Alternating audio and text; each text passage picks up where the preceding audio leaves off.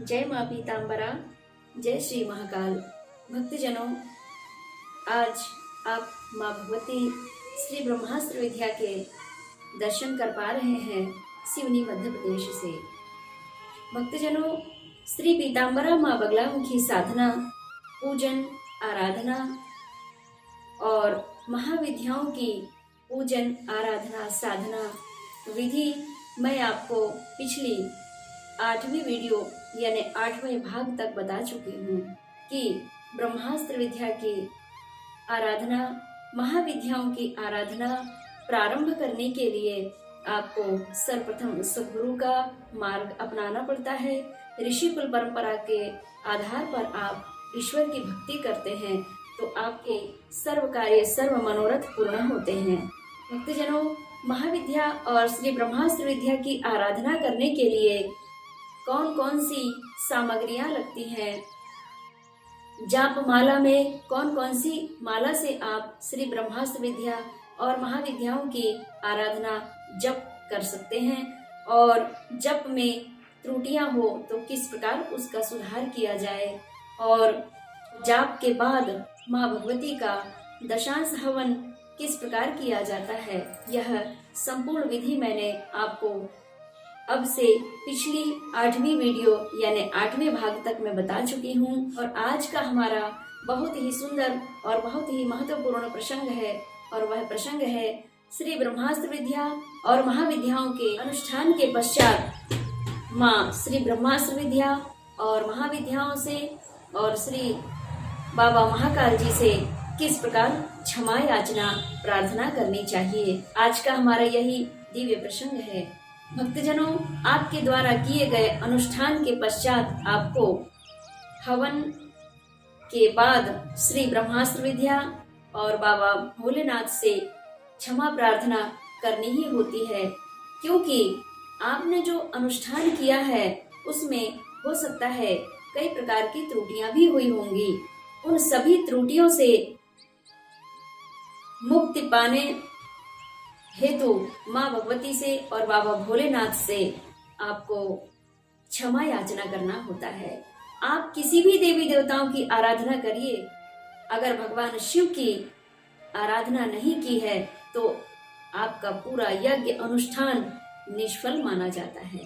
इसीलिए आप किसी भी देवी देवताओं का अनुष्ठान पूजन करिए, अंत में आपको शिव आराधना, शिव प्रार्थना करनी ही होती है। भगवान शिव का दिव्य दिव्य अवतारों का, दिव्य स्वरूप का वर्णन करना अति आवश्यक होता है, और भगवान शिव को प्रणाम करते हुए क्षमा याचना करना होता है। माँ बगलामुखी अनुष्ठान आप कर रहे हैं या महाविद्याओं का अनुष्ठान कर रहे हैं, अंत में उन विद्याओं से, उन महाशक्तियों से, उन ब्रह्म शक्तियों से आपको क्षमा प्रार्थना करना ही होता है। सर्वप्रथम मैं आपको बताऊंगी कि अनुष्ठान और यज्ञ हवन पूर्ण के बाद, उनकी दिव्य आरती के बाद आपको कर्पूर गौरम करुणावतारम करना अति आवश्यक होता है, क्योंकि भगवान शिव ही सारे सृष्टि के कल्याणकारी हैं। भगवान ब्रह्मा जी, भगवान विष्णु जी भी भगवान के इस दिव्य वर्णनों का गान करते हैं, तो हम मनुष्य को करना अति आवश्यक होता है।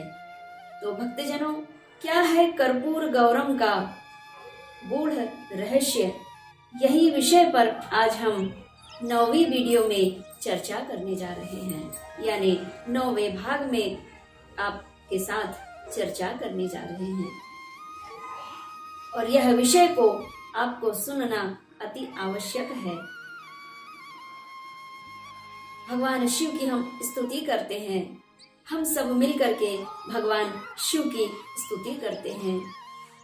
ओम कर्पूर गौरम करुणावतारम संसार सारम भुजगेंद्रहारम। भगवान शिव का जो स्वरूप है वह गौर वर्ण है, और छायाचित्र में और काफी छायाचित्र में सांवले वर्ण नील वर्ण भगवान शिव को दिखाया जाता है, किंतु भगवान शिव का दिव्य स्वरूप कपूर के समान गौर वर्ण है भगवान शिव, और करुणा के अवतार हैं, दया के अवतार हैं, दया के सागर हैं भगवान शिव।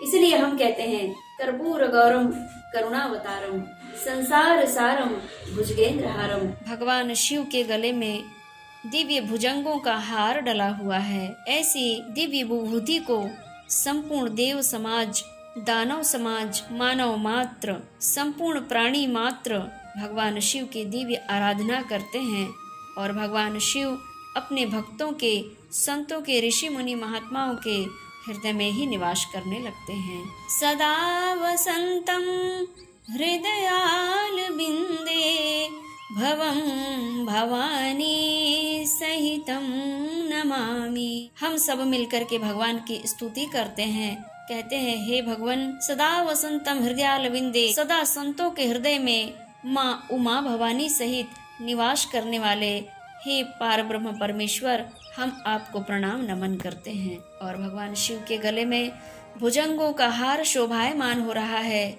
मदार की माला शोभायमान हो रही है। भगवान शिव के गले में मंदार माला कुलताल काये, कापाल माला शशि शेखराये।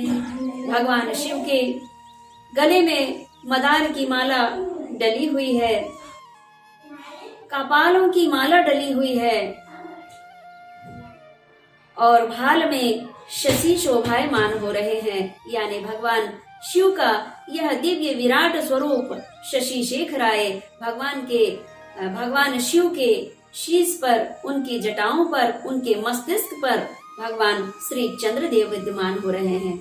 कपाल माला शशि शेखराय दिव्यांबराय च दिगंबराय नमः शिवाय च नमः शिवाय।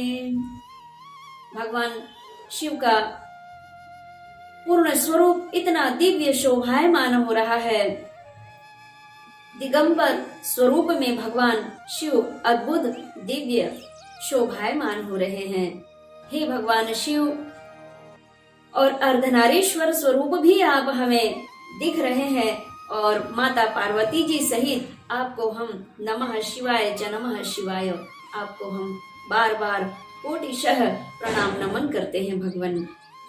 इसके बाद त्वमेव माता च पिता त्वमेव, त्वमेव बंधुश्च सखा त्वमेव। तुम ही हो माता मेरे, तुम ही पिता हो, तुम ही बंधु हो, तुम ही सखा हो, तुम ही हो मेरी विद्या, मेरा द्रविड़ भी तुम ही हो। हे मेरे सर्व स्वरूप, हे सर्वेश्वर, हे जगत नियंता, त्वमेव सर्वम मम देव देवा। सर्व देवों के देव, हे महादेव, आप मेरे भी देव हैं। इस प्रकार भगवान शिव का कर्पूर गौरव के माध्यम से भगवान शिव के दिव्य वर्णन किए जाते हैं, उनको दिव्य स्वरूप का वर्णन किया जाता है, और उन्हें सहृदय प्रणाम किया जाता है।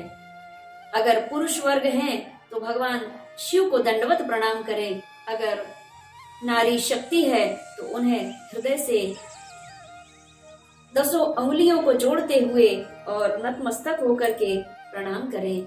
नारी शक्ति को दंडवत प्रणाम करने का विधान नहीं है, इसलिए माताएं और बहनें और कन्याएं भगवान शिव को दंडवत प्रणाम ना करें, सहृदय से प्रणाम नमन करें, इतना ही बहुत है।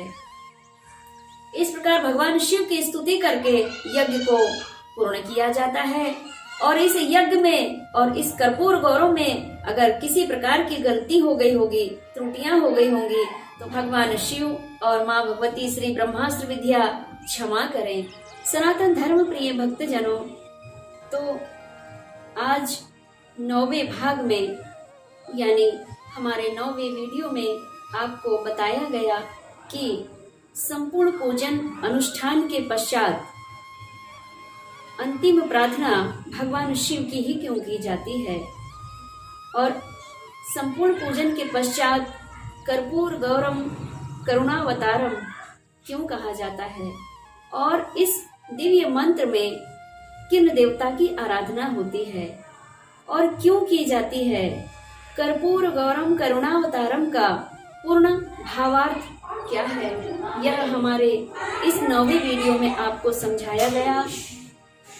अब आगे 10वीं वीडियो में आपको यह दिव्य जानकारी प्राप्त होगी कि संपूर्ण पूजन के पश्चात आरती और कर्पूर गौरम करुणावतारम के पश्चात